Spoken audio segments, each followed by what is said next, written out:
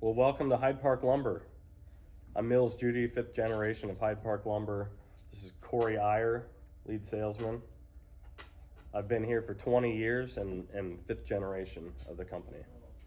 I've been in the business. I've been with Hyde Park Lumber for the last 10 years and have been in the business, for 29 years, going on my 30th.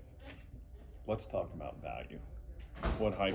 Let's talk about the value that Hyde Park Lumber brings to the customers when they walk in the door.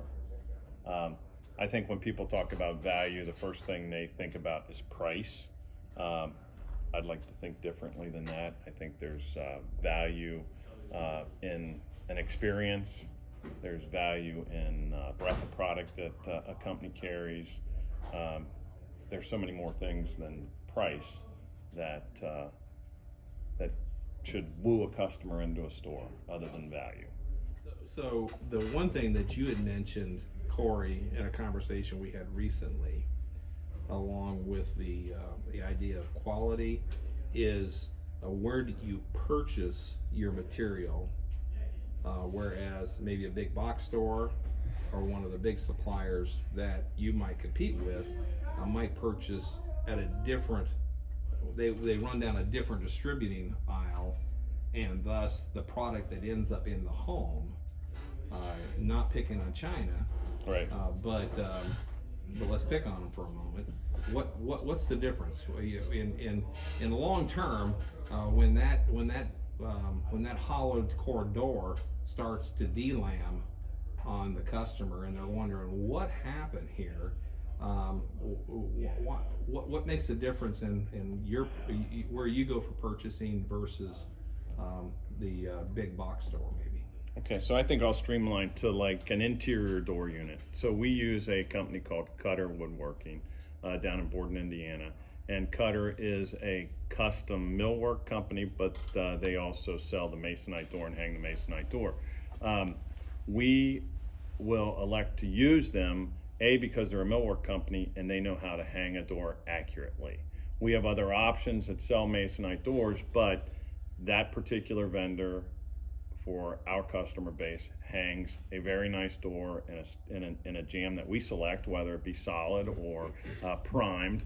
But they take a little bit more care in how they put the door together. It is not a production type atmosphere where they're selling 110 doors of a particular size to a box store. So every door is made to order.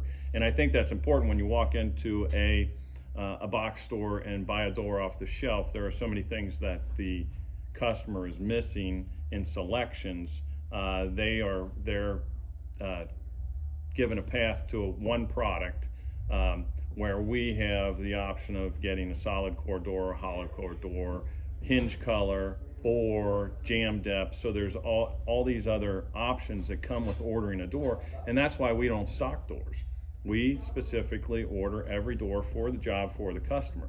And we also have customers that we sit down with and that are in the hollow core price point, but we can still sell them one or two solid core doors in that package for the powder room or the bedrooms, just because that's a more important place for a solid core door, noise transmission, things like that. So we try to help the customer walk through that selection, but at the end of the day, we would send our business for interior doors to Cutter Woodworking because of the quality of the product that they produce.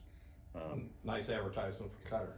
So they're a great partner, Mills, right? Well, that's what the business is about. Right. Is partnering.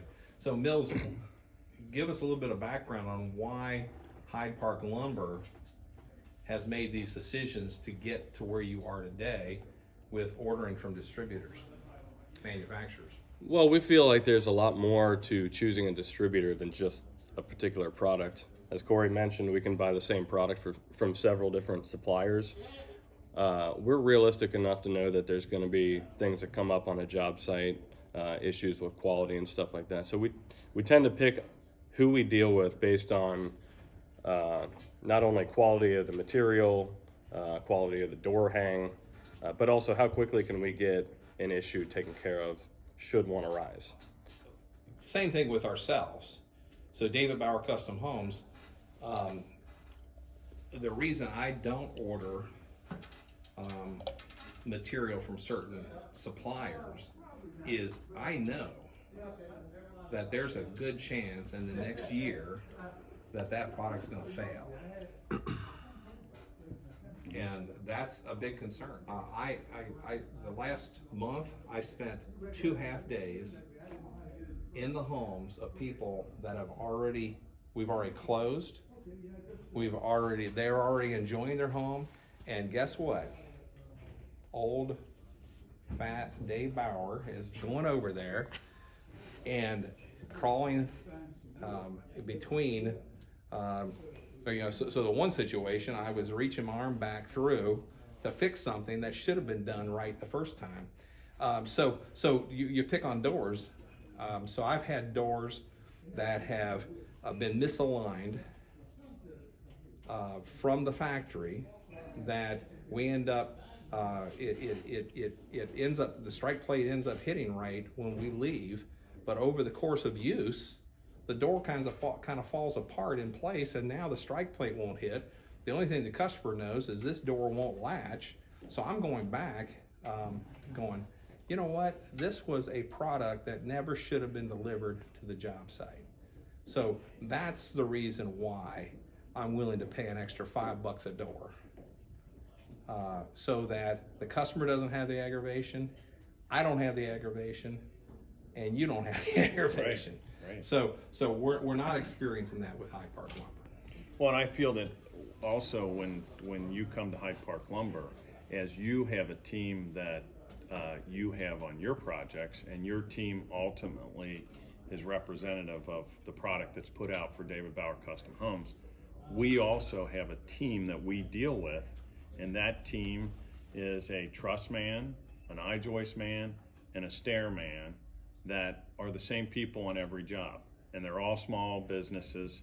And the reason that we do business with them is for the same reason that ideally you do business with us, is that you get response, you get a quality product at a fair price, and we have a great relationship with our vendors that we deal with. And I've never been one to put 3 different I-joist companies on a project to have them all bid that. That's not my intent. My intent is to have a team built around our projects, and then we get an accurate takeoff for those different parts that we ship out. I mean Marv. Marv does not do a 3D drawing for every truss, design that he does. He does it for David Bauer Custom Homes because Marv understands our relationship, i.e. your relationship with him, and he also understands how important it is for you to have that as a tool in your tool belt when you sit down in front of the customer, and you can pull that and flip that roof around and show people what's trussed, what's not, how the package goes together. So that's one tool that he offers to Hyde Park Lumber for David Bauer Custom Homes. Yeah, so let's change the subject a moment, okay? So when you say Marv, no one else understands what you mean other than I. Okay, Caleb. Yeah. So what are you talking We about? have our truss vendor, our truss representative, Marv, is a gentleman He's the engineer. He's the truss engineer. There you go. And it's interesting because when the other outside salesman here at Hyde Park, Joe, and I went out to interview truss companies, Marv was just starting in the business. He had always been in engineering, but he had just started with this particular truss company. So we actually got Marv as our sales rep. So we got the best guy in the company, who is the engineer, the truss engineer, the designer. I don't need to be sold. I need results. Right. And so one example of the difference between Marv and really I'm sold on Marv, has nothing to do with Hyde Park Lumber, Right. other than you've selected him as your engineer. But we had a situation where the truss was not designed properly. Okay, it happens. Mm-hmm. Complex houses, we do a lot of complex houses. Absolutely. Complex roofs. Complex roofs. So two different truss engineers from two different companies, two different mistakes in the past 2 years. Okay, the one, the engineer looked at us like, it's your problem, you got to fix it. So sure, I mean, my background, yeah, I fixed it, made it whole with the customer, and I spent the money necessary to make the product right. Okay, the difference between that engineer and that supplier and what we got from Marv is Marv personally came out and met me on the job. Couldn't get the other engineer even to get off his computer and away from his desk. So Marv met me, we walked through it, I explained what the problem was. Part of the problem was, we found out, was the framer. The other problem was the framer tried to fix what was not properly designed. So at Marv's expense, not at Hyde Park Lumber's expense, not at my expense, but at Marv's expense, he sent us the correction. He gave us the additional stamped documents that we needed. And then lastly, he offered to compensate the framer for the extra time necessary. What a man. That's the type of people I like to do business with. Well, and that's the type of business or that's his mindset, which is all our mindsets, is that first of all, we have to take care of the customer. And he made that as seamless as possible, because I didn't hear about it until the framer told me about it. So I didn't even know, because he took care of it. Yeah. And he understands that's his job. But I was happy that it took care of itself, per se, and it was done. And obviously you build relationships with the framers when you come out and say, I realize it's my mistake. What can we do to ease the issue? And then I think, the framer obviously feels like he's part of the team. So all of a sudden, when you have a team that's built around a project, you're not beating up on each other. You're trying to help each other and try to figure out how to make it all be as seamless as possible to the end user or the customer. Mm-hmm. And the homeowner doesn't want to hear this mistake was made, and thus you have to come up with an additional $2,000 right to solve this problem, or I even mentioned additional money. That's not what the customer wants. The customer wants us to build a quality home and keep it within a reasonable budget. If the customer decides to add a dormer where a dormer wasn't, or move a door, they expect to pay for that. Yes. But there's no reason in the world that they should be even bothered with why something was missed. Going back to that point on customer relationships and working with them. It's not only the service while we're building, but it's the service after the homeowner's in their house. So I know some builders, they build into their system that we're going to do a 90-day walk through. We're going to do a 1-year walkthrough. Don't bother us until 90 days is up, and then we'll send our man over and he'll walk through your house and you can point out all the problems you have, and then we're going to do punch out. I mean, that's fairly custom with most builders. Okay, myself, I have an open door policy. So you will have issues after you move into the house. We hope that they're very, very few and very, very minor. But just like that sagging door that I went over and made the adjustments necessary to make the change, there is no perfect house. And so we want to minimize that.